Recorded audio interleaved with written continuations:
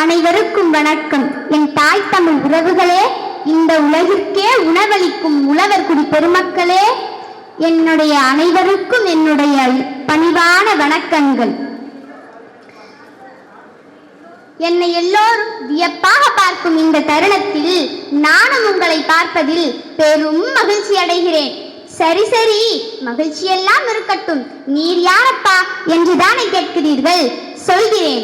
நடனமிடும் காவேரி காவலன் நான், நஞ்சை கலனிகளின் நாயகன் நான், தஞ்சமென வருவோருக்கு தஞ்சம் வழங்கிய தஞ்சை பெருவுடைய தலைவன் நான். தஞ்சையை சோழர் தலைநகரமாக்குவதற்கு முன்னால் தஞ்சை காடாய் கிடந்தது. காடு உடைத்து என்றே சொன்னார்கள். காடாய் கிடந்த நிலத்தை எல்லாம் கலனியாக்கியவன் நான். காடு உடைத்து என இருந்ததை சோறு உடைத்து என்று மாற்றியவன் நான். காட்டு நிலங்களை எல்லாம் விளைநிலங்களாக்கினேன். இன்று நீங்கள் விளைநிலங்களை எல்லாம் வீட்டு நிலங்களாக்கி விட்டீர்கள். இப்போது தெரிகிறதா நான் யார் என்று? நான் தான் அருள்மொழிவர்மன் ராஜராஜ சோழனே, நேரில் வந்திருக்கிறேன். வணக்கம். வெயிலில் காய்ந்து மழையில் நனைந்து ரத்தத்தை வியர்வையாக சிந்தி மாதச்சம்பளம் இல்லாமல், வைப்பு நிதி இல்லாமல், முன்னுரிமை இல்லாமல், தன் உழைப்புக்கு மரியாதை இல்லாமல், தன் உயிருக்கு மதிப்பே இல்லை என்றாலும் திரும்ப திரும்ப செய்யும் ஒரே தொழில் விவசாயம். குழந்தையின் பசியை போக்க உணவூட்டும் அன்னை தெய்வம் என்றால் நம் பசியை போக்க உணவூட்டும் விவசாயம் தெய்வம் அல்லவா? போலியான மருத்துவர், போலியான பொறியாளர் என்று கேள்விப்பட்டிருப்போம். ஆனால் எங்கேயும் போலியான விவசாயி என்று கேள்விப்பட்டதில்லை. ஏனென்றால் விவசாயிகளுக்கு போலியாக இருக்கவும் தெரியாது, போலியாக நடிக்கவும் தெரியாது. சுழன்றும் நேர் பின்னது உலகம், அதனால் உழந்தும் உழவே தலை. நேர்முனைக்கு நேர் இங்கு எதுவும் இல்லை. உலகையே உள்ளங்கையில் கொண்டு வர முடியும். ஆனால் உள்ளங்கையில் உணவை கொண்டு வர விவசாயிகளால் மட்டும்தான் முடியும். இதுவரை விளம்பரத்தில் ஈடுபடாத ஒரே தொழில் விவசாயம்.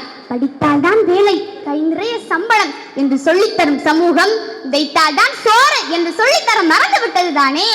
காட்டில் வேலை செய்பவனை கேவலமாகவும், கணினியில் வேலை செய்பவனை கௌரவமாகவும் நினைப்பவர்களுக்கு தெரியவில்லை அரிசியை இன்டர்நெட்டில் டவுன்லோட் செய்ய முடியாது என்று. விளைச்சல் இருந்தா விலை இல்ல, விலை இருந்தா விளைச்சல் இல்ல. இதுதானே விவசாயி நிலைமை. பிடிநெல்லையும் படிநெல்லாக மாற்றுபவன் தான் விவசாயி. படைப்பவன் மட்டுமே கடவுள் இல்லை. மற்றவர்களின் பசிக்காக உழைப்பவனும் கடவுள்தான்.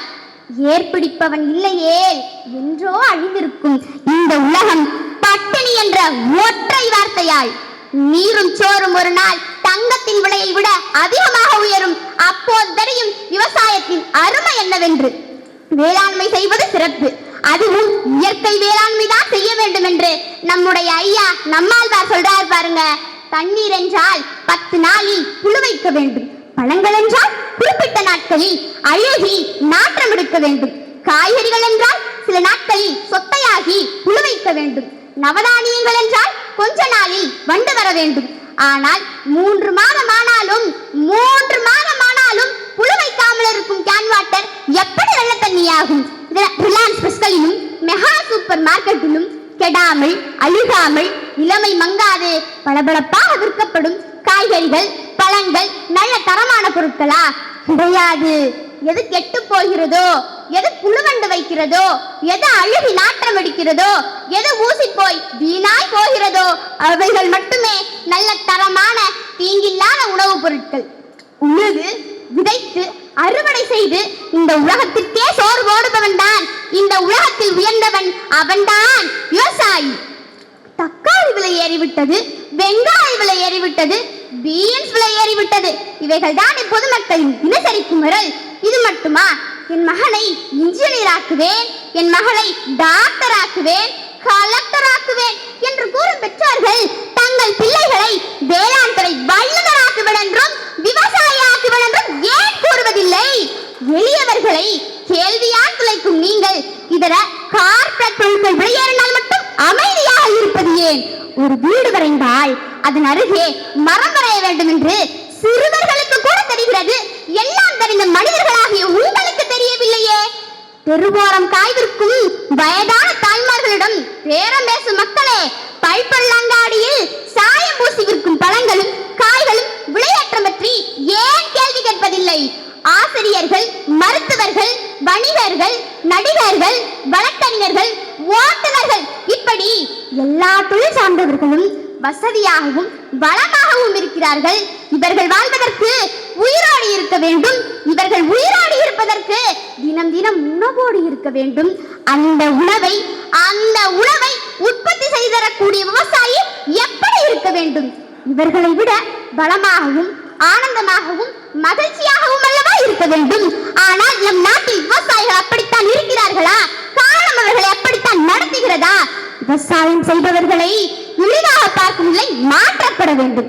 சமீபத்தில் நடந்த மத்திய அரசு பணியாளர் தேர்வில் தேர்ச்சி பெற்ற பெரும்பாலானோர் வேளாண் படிப்பை படித்தவர்கள் என்ற செய்தி எல்லாருக்கும் போய் சேரட்டும். அடுத்த தலைமுறை பிள்ளைகள் விவசாயத்தை படிக்க வேண்டும். இளைஞர்கள் விவசாயத்தில் புது புரட்சியை படைக்க வேண்டும். இனி விவசாயிகள் அளவோ விலவோ கூடாது. விவசாயம் எழ வேண்டும். விவசாயிகளை தொழ வேண்டும். உங்களை நேரில் சந்தித்ததின் மகிழ்ச்சி. சந்தித்து நான் பேசியதை இனியாவது வாழ்க்கையில் சிந்தித்து செயல்படுங்கள். நன்றி, வணக்கம்.